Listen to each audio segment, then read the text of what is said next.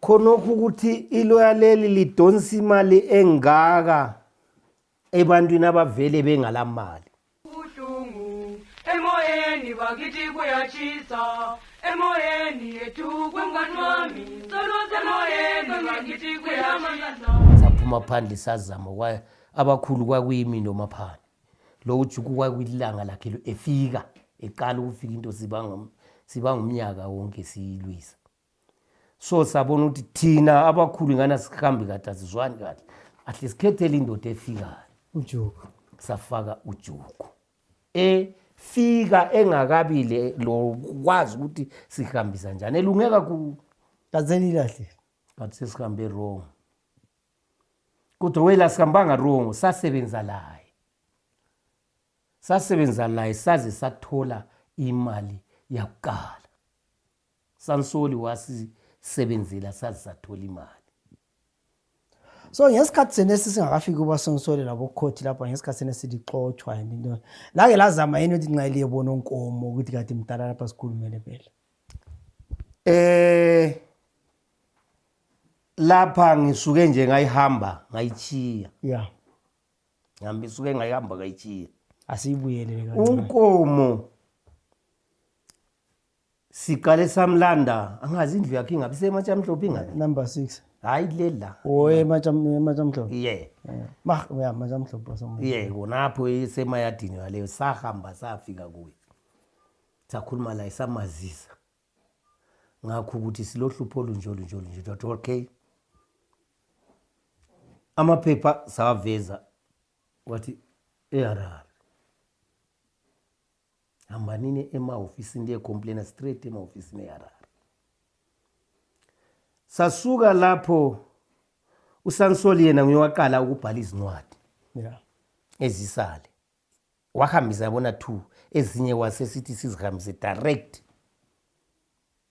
To AKG6. Sasingasa AKG6. Wasesemini. Siya kanye ema-ofisini egovernment lekwaphana ama ezindlini zombuso. Yeah. Ngoba zingani zingisika nje. Yeah. Sibe kankomo yabi laphana kamgabi yabi laphana zikhoko wonke ama-ofisi akhona apho. Selidlalela khona. Sesidlalela khona. Sawangena wonke. Le eka minister lo ongiye lapha baye bengani bafuna usivuruvaya khona uminister of lo ngiyophethe uminister ophethe army le. Defense minister. Yeah. Yikho sahamba sangena khona. Lapha abafika bangani basibuza imibuzo ngoba sasihambe sile ndoda enye yayi2 years kakhulu isilungu. Ayithonge ibandle. Kwakuthiwa ngikholeni lo. Wayengekho ku group yethu. But wayekhuluma. Kodwa basebemcela ukuthi ngoba ufundile. Ecelwa ngoMaphane ukuthi ngoba ufundile uza kuyasikhulumela. Sithe sifika lapho sathola sibuzanga elangeni. Isitulo sile lezi ezihamba. Bathoza likhuluma okungiyoqona oqala ukukhuluma ngibani. Lathi Kholeni wathi sandla.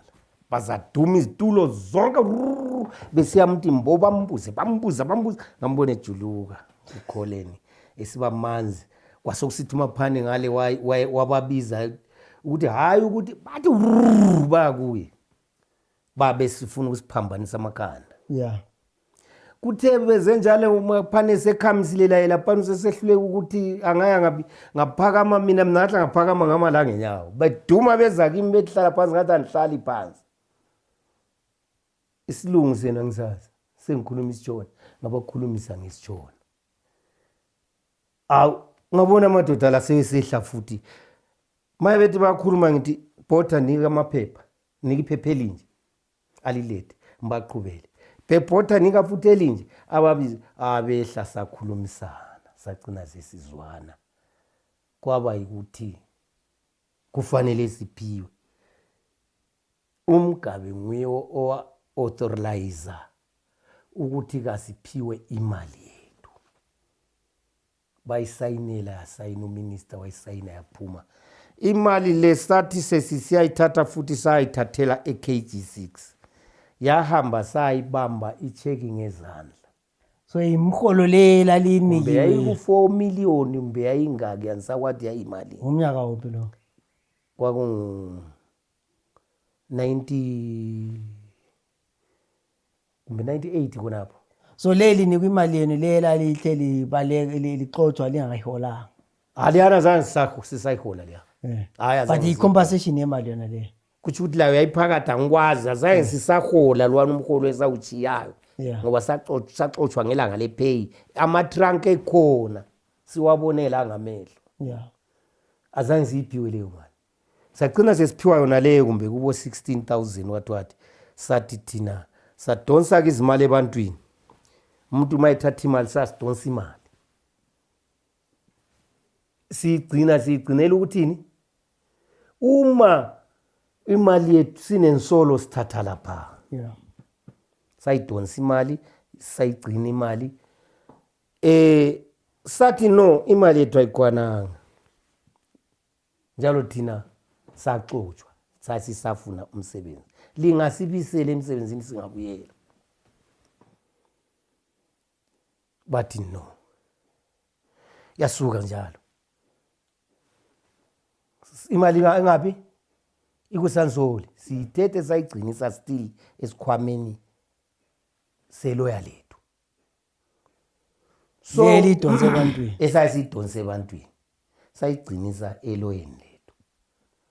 So kwasokufika inflation leyo.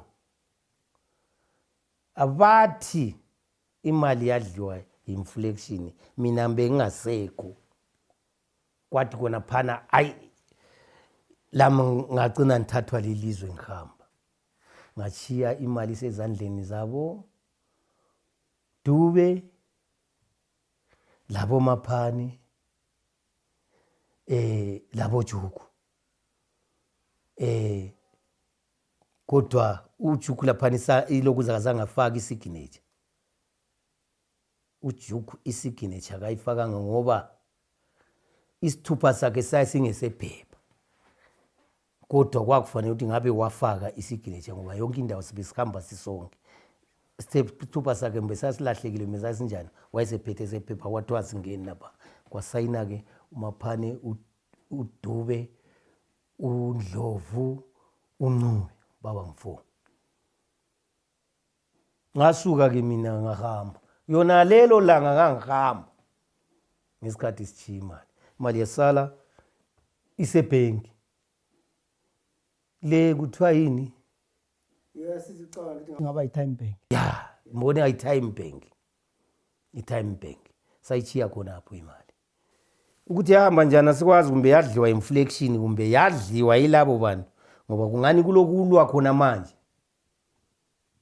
okukhanya ukuthi sebethi baya khuluma abanye bayathengisana abanye kukhanya ukuthi ngathi ngihambileyo mina zange veli ithathe i2 months bayikhupha yonke bayisebenzisa kodwa osesele uyi1 abanye laba bafa kwasala 1 kuthi uthi 3 le yafa lo seleyo uthi yadliwa inflation akaphikiseki ngoba asikwazi ukungali And wonke umuntu wadlela imali yakhe. wonke lami nginje imali yami yadliwa engangilayo ngicina ngivuma ukuthi ayadliwa yini inflation ngicina mvumo kodwa labana bayala abadlelwa imali bathi akulandelwe kuyocingwa amasignature lami ngiyavuma futhi ngithi ngaba yalandelwa kungaba lo muntu ongasenzela icebo siyofika kuyo i-time bank leyo kumbe kule ndlela ukuthi siyofika lapha kwaphumela ukuthi bonakala ukuthi imali yaphuma kumbe yadlelwa khonapho Manje ibhenki siyavala. ibhenki siyavala sikusakwazi ukuthi akula lapho ukuthi bale ndawo wafaka khona amabhuku achiswa Basakhona yini labantu abasebenza khona? Liyaqalisa la nga. Le building ayisekho phela probably labangasabhatali rent. ya ngoba khona manje mbona sokuyisitolo sokuyisitolo so wela isingayidlula ke leyo sathi sesidlule lapho ke unkomo wasincedisa kakhulu lapho kodwa sincedise seceleni wasincedisa unkomo ethumela abafana bakochinga beyiba basithatha basibasingenisa kuleyani office bayesingenisa kuleyani office elodabengo yibo abantu ababesincedisa labo ukuthi i-office kade njengoba selisuka kule yanini lapha selisuka kule ngoba babele umgoqo kwenye indawo uthola ukuthi bavalile bese siyavula ngabalingana labo uyabona laba bangakithi amazipho odabengo so into esesikhala ngayo manje sebikusetshenzwe kwasetshenzwa sesizuze elinye iloya la koDube. So then kulesikhathi lapho esuke laqalisela fona futhi ukuthi I know imali ethe engakwananga sesiqalisa futhi. Yeah. Kwathi la madoda seleyo andisachiya vele ebusy kuphi koSansoli imali ukuthi kayikwananga. Yeah. Akusiko ukuthi kwama.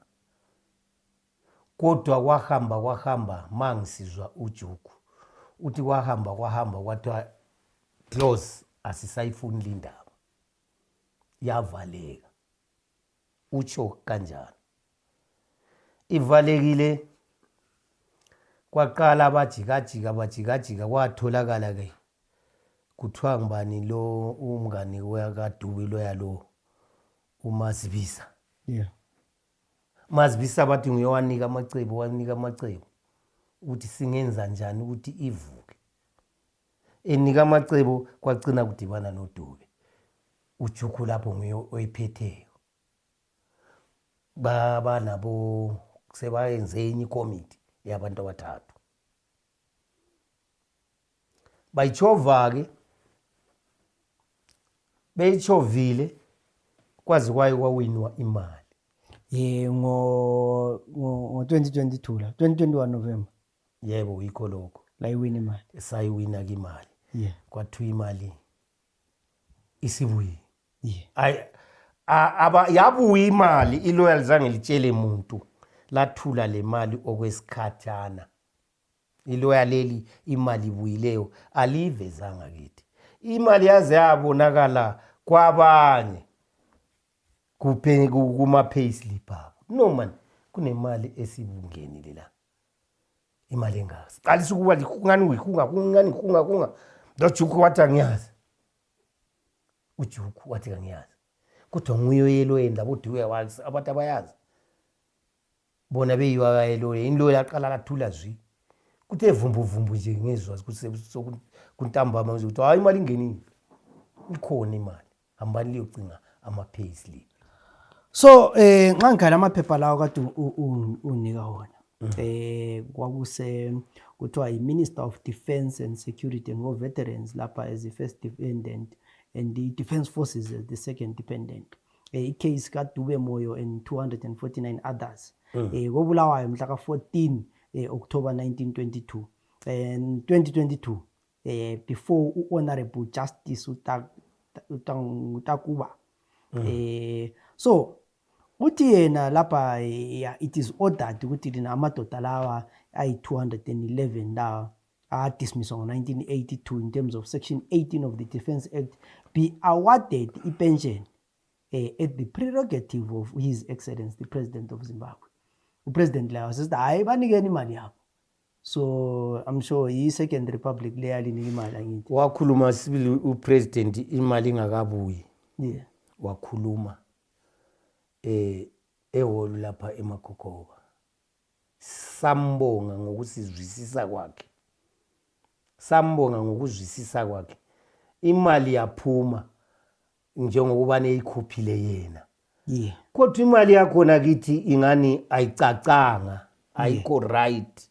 So into ekhona lapha khona ijudgment le ithi lina you will have the privilege to get a one-up promotion for pensions calculations purposes. So nxa wangu private sungubani i-one up sengikoporo. So sungikoporo. So lapha ngikhuluma lo koporo mtaka lapha. Uyitholile i-one up yakho? Angithola. Kumbe vele is automatic ukuthi uyithola? Angithola ngumuntu orongo lapha nguloya. Lo Juku. Laba abantu abasivalele ukuthi babuye bazositshela iloya lirongo kakhulu Dube ngoba kufanele ukuthi njengoba nekubhaliwe nje uyakubona lapha kufanele abuye azositshela ukuthi sokusenzeka lapha kuyini iloya leli alenzi njengalawa amaloya kade silawo Sansoli besisiba le meeting sisonke akubuye bonke laba bantu ababhalwe lapho. So i-judgment ithi khona the lump sum will be paid into a trust account. I'm sure account the lawyer. Yeah. Messrs Mabunda Ndlovu, the law chambers, who shall furnish a final statement of the accounts to the defendants. So la thola inama final statements. Asitholanga lutho sathola imali yona leyi encane kwaba ukuthi uthi uyakhuluma kuyaxatshwana. Ungathi uyakhuluma labo liyacabana. Mawususithi uyasondela ngale ngemaloweni dibana lelo elingayisilo esilaziwe esalitshelwa usudibana lo mfazi esingamazi ukuthi uvelela nga owaziwa nguJuku. So kuthiwa khona imali nona le yakhithwa esingekusiqambe lapha for private reasons. Kuthiwa 25% iyakhithwa lapha ibe i-contingency arrangement fee as per the affidavit that you authorized lina signing la authorized ukuyakhithwa 25% le. Uyayicabanga i-affidavit wayise? Ngiyayibona yabuye i-affidavit leyo idibene lale kuthiwa Juku Moyo. Ukuthi ubone ukuthi lapho Juku Moyo ulapha lo ula kwabuya nyabona kuyilayini eyi-1 wena usayina phambili. Kodwa siyavuma ngoba imali le kaJuku Moyo le ukuthiwa i-10%. Ngeka uJuku Moyo uyikhampani, libizo lekhampani ayisiyo yakhe. So 25% ayisithethe lapha. Bese kuthiwa 10% is for Juku Moyo and company. Yeah. So sekuthathwa 35% ke lapha imali leza ayithola. Kuthiwa i-10%. Yeah, i-10% kaJuku.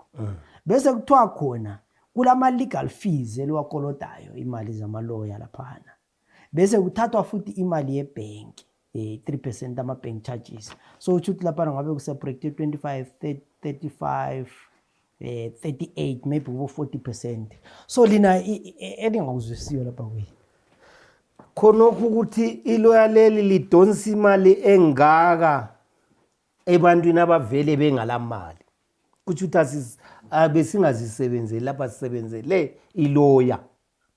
Le ekaJuku ayisiyo kaJuku ngeyethu. Thina ngokwazi kwethu kufanele ibe ngeyesikhwama ezasala ku trust account ye lawyer. Ukuthi njengoba la manje sithi asizwisisi. Sithatha kuli 10% sibhadala iloya. Kodwa mase sithi siyakhuluma iloya lithi sikhuphe $51 ukuthi liqhubeke. Kanti limali ayithathayo yona ngephelela ngapi? Sesiqala phansi. Kubo Sansoli asikwenziwanga waqhubeka uSansoli. Lo uthi yena sibhadale 151 per person. Per person. Phezu kwali imali ayidonsayo. Mina ngizwisisa. uJuku yena uthini njengoba nguwe oliholayo icase le? uJuku uyakujabulela lokho. Ujabulela kakhulu azaxolode ukuthi sidliwe. Lokho uyakujabulela umfana wami. Instead ukuthi ancedisane lathi kasancedisani lathi. Usebonga, uyabonga insuku zonke uyabonga, angazi ukuthi ubongani. Kancedisani lathi. Ungathi uyakhuluma suyi enemy kaJuku. uJuku kasasebenzanga lathi sesiyafika lapha ebucineni. Ugcine sekulabantu abasincedisayo ochinga singabanxusanga ukuthi buyani la. Kazange address ukuthi sesilabo bani labo bani. Sisibabona nje sebekhona khona.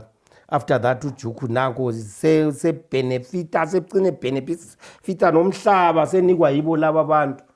Sebemnika umhlaba ukuthi bamnika ngani thina sisafuna ukusebenza la sebemthethe. One of the things I think kuma case endanxa kade ngilandelela, one of the settlements kwakuyukuthi lina lizanikwa amaplaza as compensation. Yebo uthiwa sizanikwa amaplaza njenga wonke uComrades not O445 Yeah. lapha maso kuthiwa amaplaza ephuma enikwa i45 anguzwisisi mina ngicomrades anguzwisisi ukuthi kathi maso kuthiwa amaplaza yawanikwa nguDube ilawyer uDube laba abanye ke ngoba sibaningi almost yabona siyafika imillion wonke ekudibene amazani lamazipra singama comrades sonke. Why thina zokuthiwa siyaphiwa nguDube amaplaza mina ngilifuni elikaDube. But is it not compensation yokuthi phela liseliluzile isikhathi lingasebenzi so imali ayisozibe enough ngoba likhuluma ngeinflation so mhlawumbe ungathola iland la uzenza something ngayo nali imali lapha sinike yona ngiguge kangaka ngizafika ngilenzeni lelo plaza ifarm ngizayenzani ngali imali abanike yona ngabe mbe bathi bazanika iplaza le mali le tirekita ngabe kungcono. so nxa sikhangele lapha uhluphe lilalo kakhulu ukuthi lina alizwisisi ukuthi imali leyi in fact to start with liyakwazi yini ukuthi nxa selikhulume the second republic sebevumile uhulumende imali ayinika ulawyer liyayazi ukuthi lonke lamsam kwakuyimalini kwase kucalculate umuntu oyi1 wathatha malini lake lahlala khona poli group lavumelana azange sihlale phansi imali le vele yiyo esiyidinga kakhulu siyacela nakuhulumende wethu president wethu yena lo nguye osinikela imali esinika ngomusa wakhe esizwela ukuthi kathumela abantu futhi balandele le mali bayibona ukuthi isezandleni eziyafika ezandleni eziright yini iphume yangena kithi ngendlela eyiyo yini imali la idonsileyo i-right na asitsho ukuthi wrong i-right yini ukuthi adonse imali engaka thathanga more kumbe wathatha less sifuna ukubona ukuthi uthethe imali eyiyo na njalo sile complain yemali le company asiyiboni so lile account ye company i-account ngeloya sonke isikhathi la kona ngale yakuqala ibivele ihlala engapi eloya but liyathola ama statements kuqala besiwathola ukuthi imali leyi khona manje njobi wasibuza ukuthi ngifake ngale ekutheni ibisikhiqiza inenye imali savuka wayifaka khona ngale so kwathi kuhlala sitshela ukuthi izele malini lapha leyi siselo kudideka sisabuzana njalo asizwanani kulabanye bathi right ku-right abanye bathi ngekajuku thina sithi haya siyo kajuku iyona leyo ukuthi ma singazwisisi iloyali sihambele liyosibuzela loneli hayi ukuthi asinike umunye umfazi esingamaziyo yena ngokwakho uDube umthembu. So manje lapha lilwile iminyaka yonke leseyithola imali sesicabana ngoba emalini vele lapho kule problem khona sifikile imali kulabanya asebefuna ukudla bodwa lapha sesisekudleni la sokudliwa mina hayi ngitholile kulabanye abantu abangayitholanga imali asisabalweli hayi sesilokhu sithi hayi wathini asisabalweli mina ngizwa nje hayi kuthiwa kufuna sokule maplaza wathini angikawalaleli mina amaplaza ngoba ngikatholi imali engithole incane. Maybe ngabuza ukuthi kathi uzothanga ngesikhathi kungena amaplaza intina lithathanga amaplaza lawa ethathwa la hayi lapha mina bengiyi-chairman mina ngibe ngingu-district chairman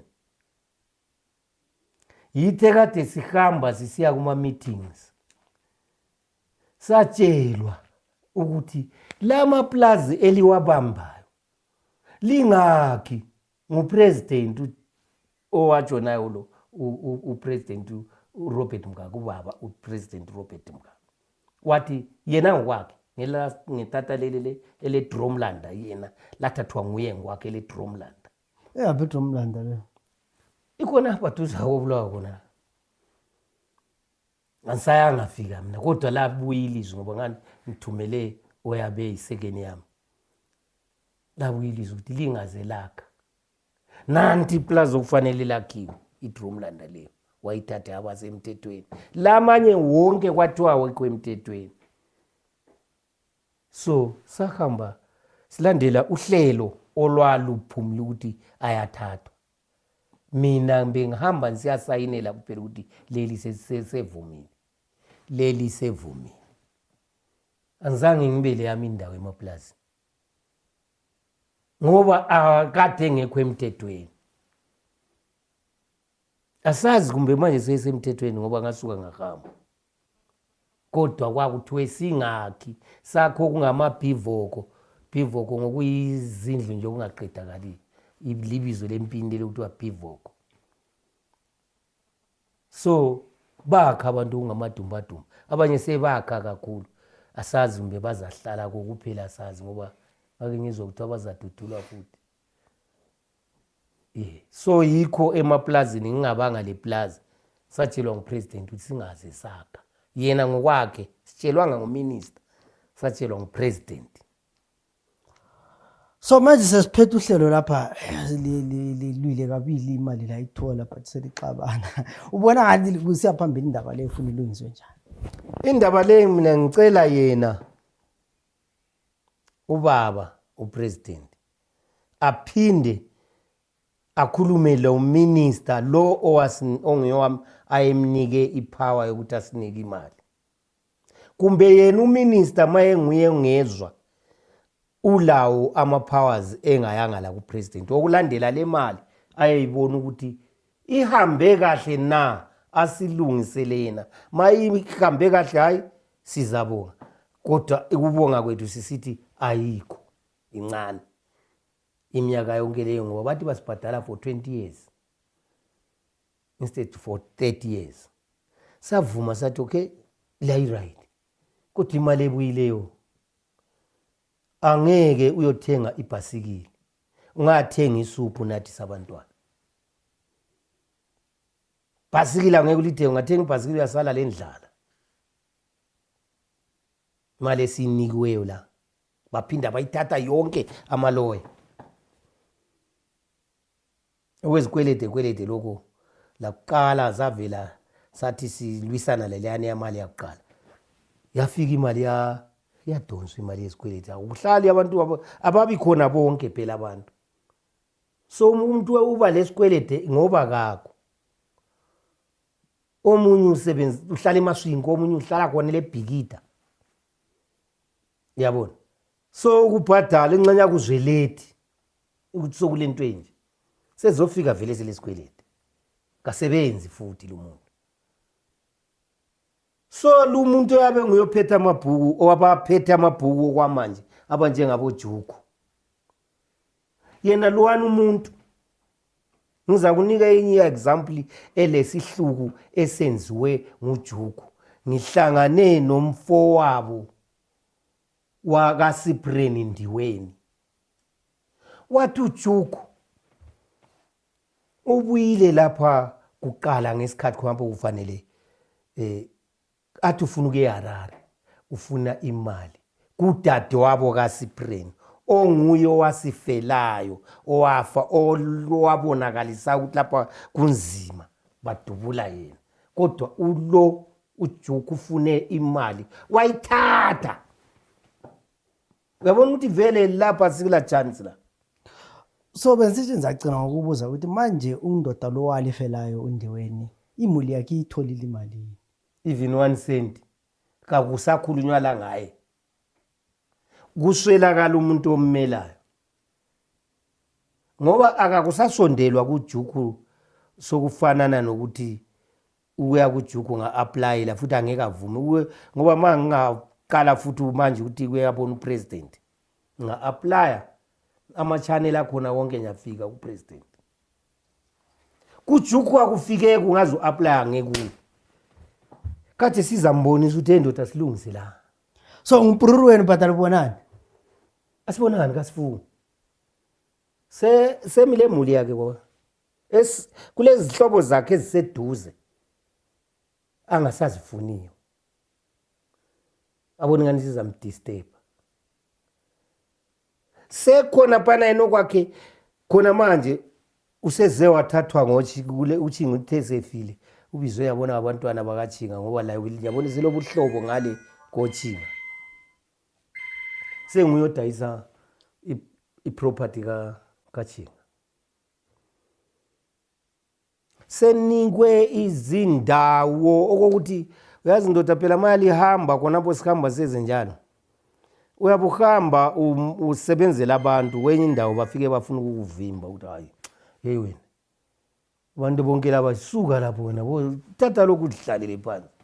Mina sembone nganoChinga bamenza njalo ukuthi hayi usebenze kakhulu wena hlala phansi tata lo ngoba khona manje bamnike ama stand free 3 ama stand angu 3 free mahala. Why? Ngahamba mina ngiyocela ngayinikwa. Ngeke ngisinike. Kukhona ukukhona emalini yethu yona. Kukhona okukhona emalini yethu yona. Hayi asibeke lapho sizazama thina ukuthi sike sizama umdingo uJuku sibone ukuthi mhlawumbe angasiphendula yini. Sizazama futhi ukuthi sithole lo lawyer ukuthi echasise ukuthi imali leyi yahamba njani. Singabonga kakhulu mali ingasincedisa lapho. Okokuthi sizwisise asithi ukuthi uloya wadla imali. Sifuna ukuzwisisa ukuthi imali yahamba njani. Imali lengeyethu uloya ayisiyo yakhe. Uloya usebenza kimi. Ngimthumile. Kasabuyi ukuzongiphendula. Uthi uphendulana lo muntu oyi1 uJuku. Iloya li wrong. Mali lingalokhuzi lingalandeli lokho okokuthi lisibuthanise lisitshele sizwe. Thina uJuku asoze simzwe yedwa. Hayi kukhona ngakuphambanisa. Bathathu. Kodwa abantu bangabambana bakhuluma amanga. Asisabathembi. Ngoba labo abasithembi.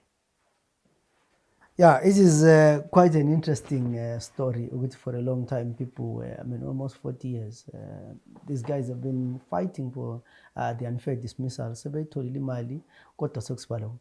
And we hope we will give the other guys mentioned here their right to respond. Like I said, this is the Zipra Liberation Archives. My name is Zenzele David. And of course, don't forget to subscribe to our channel, Site ZW on YouTube. And you can like us on Facebook, share the program, and you can assist us in whatever way you think you are able. Link us with people who have more stories. Link us to people who can support the program in many ways possible. My name is Zenzele Ndebele. Let's meet again next week. Emoyeni bakithi kuyachisa, emoyeni yethu kwemngani wami, solo emoyeni bakithi kuyachisa, singethi emoyeni yethu kwakubuhlungu, emoyeni bakithi kuyachisa, emoyeni yethu kwemngani wami, solo emoyeni bakithi kuyachisa, singethi emoyeni kwakubuhlungu, emoyeni bakithi kuyachisa, emoyeni